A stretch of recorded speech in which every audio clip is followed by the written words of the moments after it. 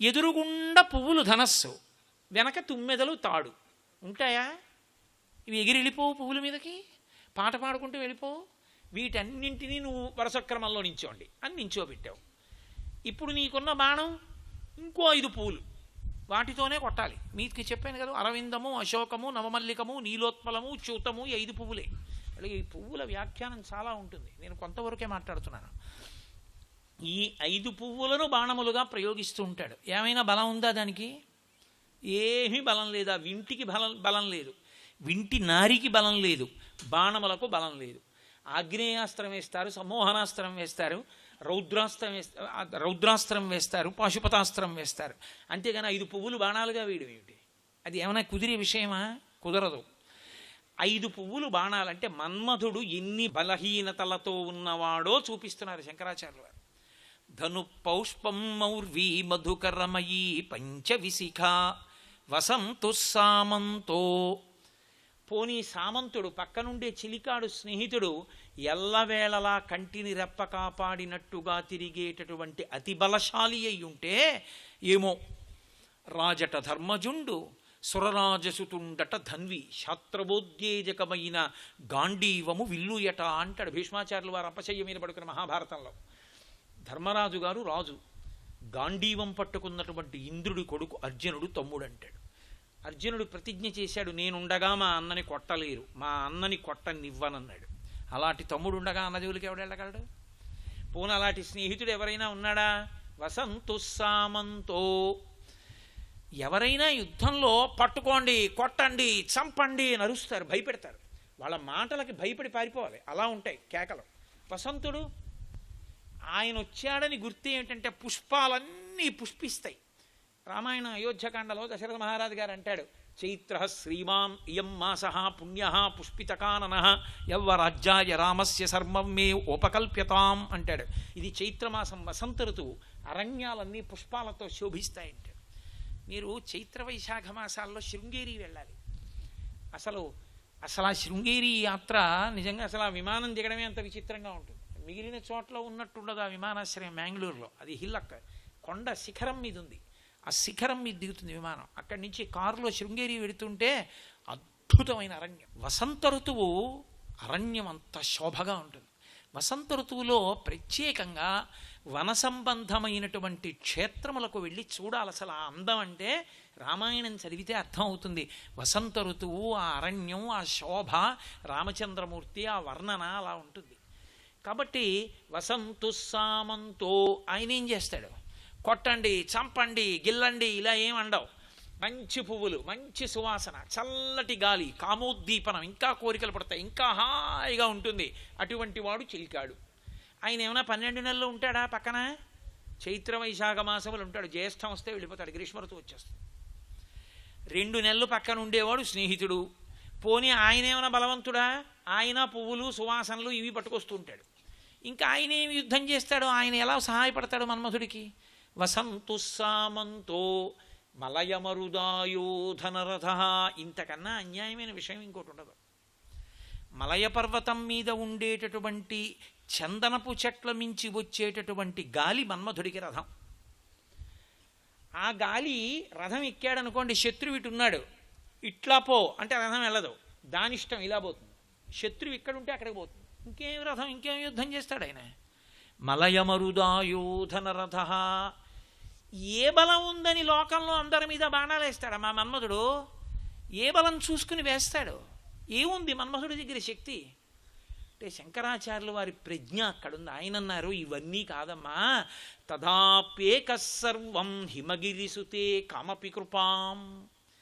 అందుకే కామాక్షి, కాముని పునరుజ్జీవింపచేసింది. కాబట్టి నువ్వు ఆ కాముడి మన్మధుని పట్ల విశేషానుగ్రహాన్ని చూపించావు. అపాంగతే లబ్ధ్వా జగదిదమనంగో విజయతే. అనంగుడు, శరీరం లేనటువంటి మన్మధుడు కేవలంగా నువ్వు ఇలా చూసావు ఓరకంటితో, ఇలా చూసినందువల్ల నీ కంటి చూపు పడింది అంతే. జగదిదమనంగో, ఈ జగత్తునంతటినీ గెలవగలడు.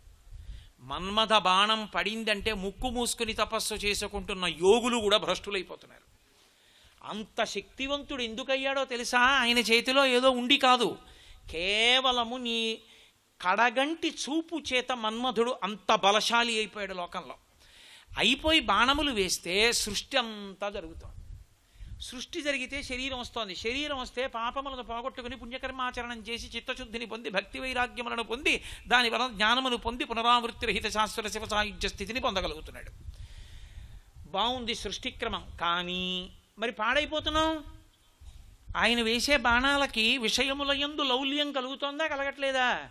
ఇంద్రియములతో అదే పనిగా విషయములను అనుభవించాలనేటటువంటి కోరిక కలిగి జన్మ పరంపర తగ్గించుకోవడం కాదు, జన్మలు ఇంకా ఎక్కువైపోతున్నాయి. శంకరాచార్యులు వారు సౌందర్య లహరిలో శ్లోకం చేశారు.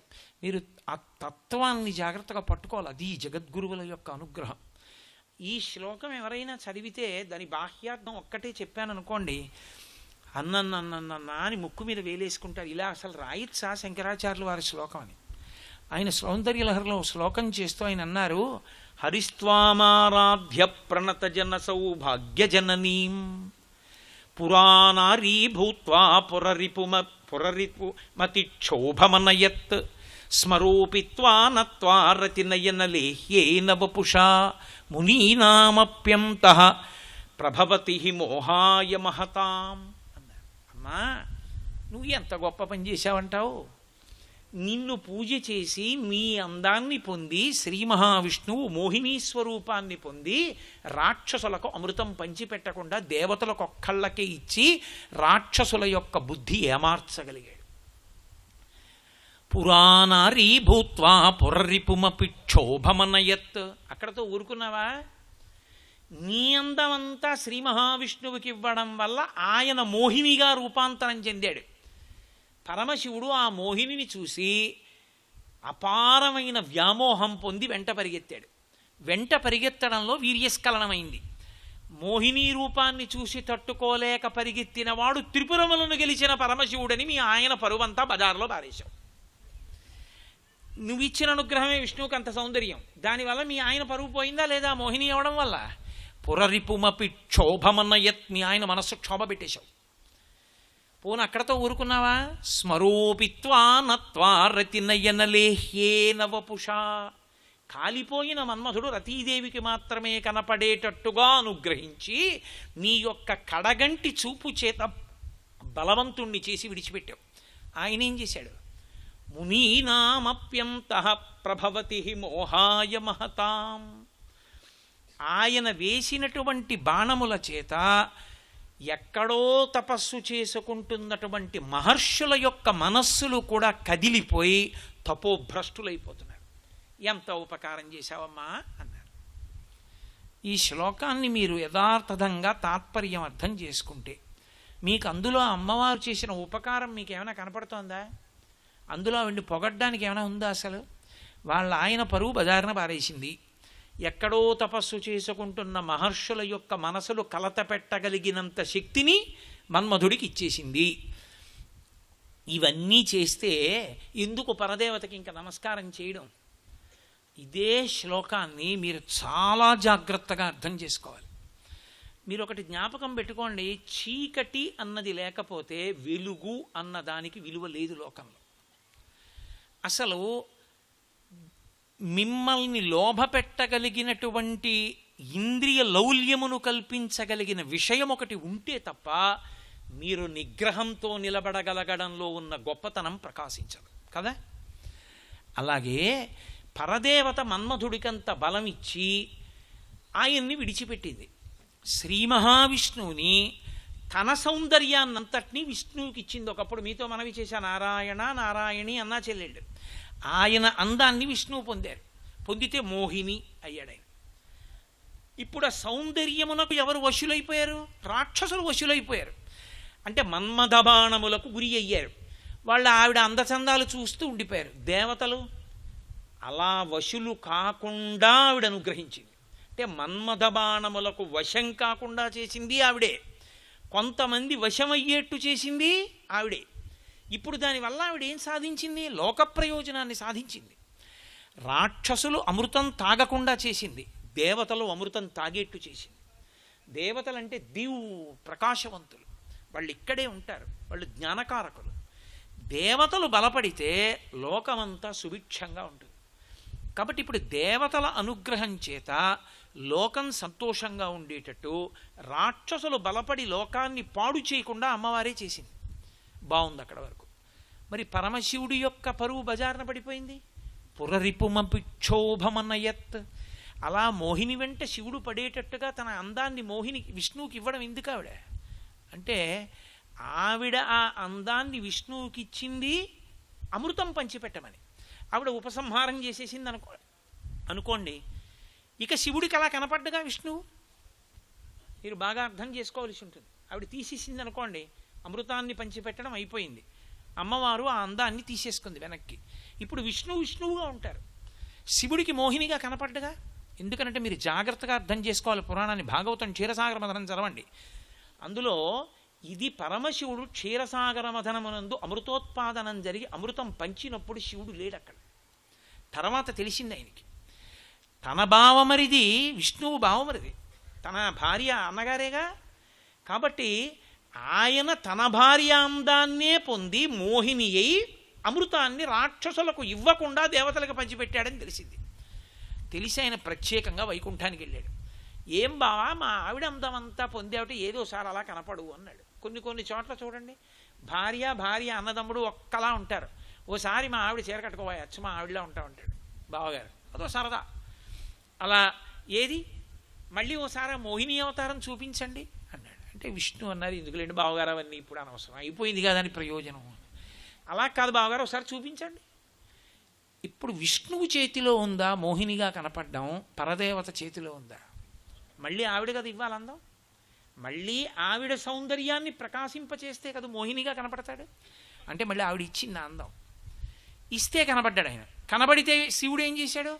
వాళ్ళ ఆవిడే కనబడితే ఆయన వెంటపడ్డాడు. తప్పే ఉంది, కామము ధర్మం చేత ముడిపడింది. ఇప్పుడు వెంట పడితే విష్ణువు ఏం చేశారు? మోహినిగా కాకుండా పురుషుడిగా నిల్చున్నాడు. శివుడికి వీర్యస్ఖలనమైంది. అయితే ఇప్పుడేమైంది? మరి పరమశివుడు తన బావగారు ఆ వేషం వేసుకున్నాడని తెలిసి వెంట పడితే ఈశాన సర్వ విద్యానాం ఈశ్వర సర్వభూతానాం అని మీరు నేను ఎందుకు మంత్రం? ఇంకా అంతపాటి నిగ్రహం లేనివాడు ఆయనకి పూజ అభిషేకమా? తప్పు అయిపోట్లా? కాదు. ఎందుకు పరదేవత పరమశివుడికి విష్ణువు ఎందుకు కామం కలిగేట్టు చేసిందంటే, మహిషి అని ఒక రాక్షసి ఆవిడనుకుంది శివుడు పురుషుడు విష్ణువు పురుషుడు, వీళ్ళిద్దరికీ కొడుకు ఎలా పుడతాడు?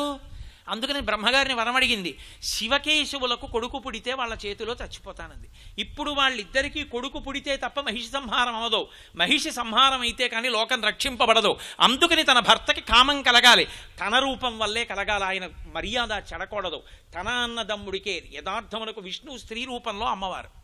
అందుకని మళ్ళీ స్త్రీ రూపం ఇచ్చి తన భర్తకి స్ఖలనం చేయించి అయ్యప్ప స్వామి జననం చేయించి మహిషి సంహారం చేయించి ఆవిడ లోక కళ్యాణం చేయించిందా? భర్త పరువు బయట పెట్టిందా? శ్లోకాన్ని తాత్పర్యంగా చదివితే అపార్థం చేసుకుంటారు. శ్లోకం లోపల ఉన్న మర్మాన్ని ధ్యానం చేస్తే అబ్బా ఇది పరదేవతానుగ్రహం అని తెలుస్తుంది. బాగుంది, రెండో పాదం సరిపెట్టామేమిటి? సత్యం అది. మునీనామప్యంతః ప్రభవతి మోహాయ మహతాం స్మరూపిత్వా నత్వారతి నయన లేహ్యేన వపుషా. ఒక్క రతీదేవికి మాత్రమే కనపడేటట్టుగా శరీరాన్ని పొంది లోకానికి శరీరం కనపడకుండా ఉండి బాణములను వేసి అందరి మనస్సులను క్షోభ పెట్టగలిగినటువంటి మన్మధుడు తపస్సు చేసుకుంటున్న మహర్షుల యొక్క మనసులు పాడు చేస్తున్నాడు. మరి ఇది మంచి పనేనా? మరి ఇదెందుకు చేసింది అమ్మవారు? మరి అలా తప్పు కదా. మహానుభావులు ఉంటారు మహర్షులు, వాళ్ళు అన్నీ విడిచిపెట్టి పంచాగ్నిహోత్రం మధ్యలో కూర్చుని ఏ ఋతువునందు శరీరమునకు ఏది బాధాకరమో అందులో తపస్సు చేస్తారు. పైన మంచు పడుతుంటే చల్లటి నీటిలో నిలబడి తపస్సు చేస్తాడు. బయట గ్రీష్మ ఋతువు ఉంటే నాలుగు వైపులా అగ్నిహోత్రం పెట్టుకుని సూర్యుడి వంక కన్నార్పకుండా చూస్తూ తపస్సు చేస్తాడు. పంచాగ్నిహోత్ర తపస్సు అంటారు. ఇంత కష్టపడి వాళ్ళు తపస్సు చేస్తే మన్మధుడికి బలం ఇచ్చి అమ్మవారు బాణాలు వేయించి వాళ్ళ మనసు క్షోభ పెట్టడం తప్పు కాదా? మరి అలా ఎందుకు చేస్తూ ఉంటుంది అమ్మవారు? మీరు బాగా అర్థం చేసుకోవాలి. మహాపురుషుడైనటువంటి వాడికి అమ్మవారు ఒక్కొక్క నాడు కామము కల్పించకపోతే వేరొక మహాపురుష జననము, లోకమునకు ధర్మం చెప్పేవాడు లేకుండా పోతాడు. మహాభాగవతం ప్రవచనం చెయ్యాలి. 7 రాత్రులు 7 పగళ్ళు పరీక్షిత్తు ఆయుర్దాయం అయిపోయే లోపల చెప్పేసేయాలి. మహాభాగవతం 12 స్కంధాలు చెప్పగలిగినటువంటి మహాజ్ఞాని పుట్టాలి. పుట్టుకతో అసలు ఏ కర్మ బంధము అనుభవించకుండా పుట్టుకతో బ్రహ్మజ్ఞాని అయిన వాడు కావాలి. బ్రహ్మజ్ఞానిగా అవుతారు తప్ప పుట్టుకతో బ్రహ్మజ్ఞాని ఉండడం. ఇద్దరే. ఒకరు శంకర భగవత్పాదులు బ్రహ్మసూత్ర భాష్యంలో చెప్తారు, వామదేవుడు. రెండవ వారు శుకబ్రహ్మ. వీళ్ళిద్దరే పుట్టుకతో బ్రహ్మజ్ఞానులు. శుకబ్రహ్మ అటువంటి బ్రహ్మజ్ఞాని పుడితే తప్ప భాగవతాన్ని లోకానికి చెప్పేవాడు లేడు. సూతుడు చెప్పలేరు భాగవతం మొదట. అష్టాదశ పురాణాలు చెప్పాడు. ఒక్క భాగవతాన్ని మొట్టమొదట చెప్పినవాడు శుకబ్రహ్మ ఒక్కడే. భాగవతం చెప్పాలంటే అటువంటి బ్రహ్మజ్ఞాని పుట్టాలి. అటువంటి బ్రహ్మజ్ఞాని పుట్టాలి అంటే అటువంటి బ్రహ్మజ్ఞానిని కనగలిగినటువంటి బ్రహ్మతత్వవేత్తకి కామం కలగాలి. ఆయన వీర్యము స్ఖలనమైతే తప్ప అటువంటి మహాపురుషుడు పుట్టడు. అందుకని మహానుభావుడైనటువంటి వ్యాస భగవానుని యొక్క హృదయం కదిలేటట్టుగా చేసి శుకబ్రహ్మని పుట్టించింది. శుకబ్రహ్మ పుట్టాడు కాబట్టి నీకు నాకు భాగవతం అందింది. లేకపోతే అందుతుందా? ఇప్పుడు ఆవిడ మన్మధుని చేత మహర్షుల యొక్క మనసు కదిపితే లోకానికి ఒక ప్రయోజనం జరుగుతుంది. విశ్వామిత్రుడి మనసు మేనక పట్ల కదిలింది. అంత మాత్రం చేత ఆయన లొంగిపోయాడని మీరు అర్థం చేసుకోకూడదు. పరదేవత అనుగ్రహం కదిలింది. అప్పుడు పుట్టింది శకుంతల. ఆ శకుంతలకి భరతుడు జన్మించాడు. ఆ జన్మించినటువంటి వాడు దుష్యంతుడు శకుంతలకి పుట్టినటువంటి భరతుడే ఈ భరత ఖండానికంతటికి ఆదిపురుషుడయ్యాడు. ఉత్తమ క్షత్రియుడై రాజ్య పరిపాలన చేశాడు. మహాత్ముల యొక్క మనసు కదలకపోతే మహాత్ములు ఉద్భవించరు. వాళ్ళ మనసు కదిలి తీరాలి. ధర్మబద్ధము కావాలి కామం. అందుకని ఒకానొకప్పుడు పరాశర మహర్షి యొక్క మనసు కదిపింది సత్యవతీదేవి యందు. అంతటి మహర్షి మంచు తెరలు సృష్టించి మరీ సత్యవతీదేవి యందు కొడుకుని కండం ఏమిటి చెప్పండి? ఆవిడ ఎంత అనుగ్రహించింది లోకాన్ని. ఇప్పుడు ఆవిడ మన్మధుణ్ణి ఎప్పుడెప్పుడు ఆజ్ఞాపించినా ఆ ఆజ్ఞ చేత ఉపకారం జరుగుతుంది. ఎప్పుడు ఆమె చేతిలో చెరుకు విల్లు పుష్పబాణములు ఉన్న రూపం యొక్క పాదములు నువ్వు పట్టుకోగలిగితే ఆమె శాసిస్తుంది మన్మధుణ్ణి. వాడి మీద పుష్పబాణాలు ఎంతవరకు వెయ్యాలో అంతవరకే. ఎందుకని? మన్మథ బాణం పడకపోతే కొన్ని రుణములు తీరవు. ఇప్పుడు వైరాగ్యం కలగాలి. వైరాగ్యం ఎలా కలుగుతుంది? శంభో అని శివుడికి నామం. శంభో అంటే శంభావయితి ఇది శంభో. సుఖమును కలిగించేవాడని కాదు అర్థం. అందుకే రుద్రం అష్టమానువాకంలోకి తీసుకెళ్లి పెట్టారు. ఆ శంభునామాన్ని తీసుకెళ్లి నమ సోమాయ చ రుద్రాయ చ నమస్తామ్రాయ చ అరుణాయ చ నమ శంభవే చ మయోభవే చ అని. సుఖములను అనుభవించి ఈ సుఖములు సుఖములా అన్న ప్రశ్న వేసుకుని వైరాగ్య సుఖాన్ని పొందడం నిజమైన సుఖం. ఆ సుఖమిచ్చేవాడు పరమశివుడే. ఇప్పుడు అటువంటి సుఖాన్ని పొందడానికి ముందు వైదికంగా సుఖాన్ని అనుభవించాలా? వేదం చెప్పినట్టుగా అనుభవించాలి. అంటే కామము ధర్మము చేత ముడిపడాలి. కామము ధర్మంతో ముడిపడిపోయిందనుకోండి, నా మనసు నా భార్య యందు ఉండడం దోషం కాదు. అన్య స్త్రీల యందు కామాక్షి తత్వాన్ని చూడాలి. నా భార్య యందు ధర్మముతో కామం ముడిపడిందనుకోండి, అర్థము ధర్మమే పుడుతుంది. మళ్ళీ కొడుకు పుడతాడు. ఇప్పుడు కొడుకు పుట్టిన కారణం చేత నాకు ఒక రుణం తీరిపోయింది, పితృరుణం తీరిపోయింది. లేకపోతే నేను నా తండ్రికి రుణపడిపోయి ఉండిపోతాను. రుణపడిపోయి ఉన్న కారణం చేత నేను ఎంత పుణ్యం చెయ్యనివ్వండి, నాకు స్వర్గద్వార దర్శనము చేయించాలి. ఉండదు దర్శనం. మార్కండేయ పురాణంలో మార్కండేయ మహర్షి యొక్క కథలో మృకండు వైభవంగా దీన్ని చెప్తారు అక్కడ. కాబట్టి పితృరుణం తీరాలి. పితృరుణం తీరాలి అంటే కొడుకు ఉండాలి. కొడుకు లేకపోతే కనీసం కూతురికి కొడుకు పుట్టాలి. అపుత్ర పుత్రిణ సంతు పౌత్రిణ, అలా దౌహిత్రుడు పుట్టాలి. లేకపోతే స్వర్గద్వారంలో చూడడం కూడా కుదరదు, నరకద్వారం ఒకటే చూస్తాడు. కాబట్టి ఇప్పుడు అమ్మవారు మన్మధుణ్ణి శాసించి పుష్పబాణాలు వేయించిన కారణం చేత తన భార్య యందు కామము ధర్మబద్ధమై కొడుకుని కనడం వల్ల పితృరుణం నుంచి విముక్తి పొందాడా లేదా? పొందాడు. కోరికలన్నీ తప్పని మీరు అనకండి. సర్వం శ్రీ ఉమామహేశ్వర పరబ్రహ్మార్పణమస్తు. స్వస్తి.